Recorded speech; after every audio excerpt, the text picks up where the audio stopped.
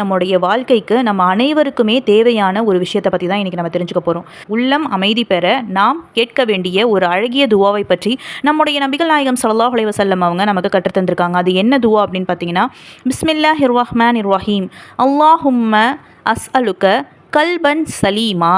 யா அல்லாஹ், உன்னிடம் நான் நிம்மதியான இதயத்தையே வேண்டுகிறேன். சுபஹானல்லாஹ். இதில் பார்த்தீங்கன்னா யா அல்லாஹ், உன்னிடம் நான் நிம்மதியான இதயத்தை கேட்கிறேன் அப்படின்னு சொல்லிட்டு நம்ம சொல்கிறோம். நிம்மதி அப்படிங்கிறது நம்மளுடைய மனதை பொறுத்த வரைக்கும் எல்லாருக்கிட்டையுமே, ஒரு ஏழையாக இருந்தாலும் சரி, பணக்காரனாக இருந்தாலும் சரி, நம்மளுடைய மனம் அப்படிங்கிறது கண்டிப்பாக நிம்மதி இல்லாமல் தான் இருக்கும். இப்போ எப்படி அப்படின்னு பார்த்தீங்கன்னா, பணக்காரன் அப்படின்னா எல்லா செல்வமும் அல்லாஹ் தஆலா வந்து கொடுத்துருந்தாலும் ஏதோ ஒரு குறை அந்த மனுஷனுக்கு கண்டிப்பாக இருக்கும்.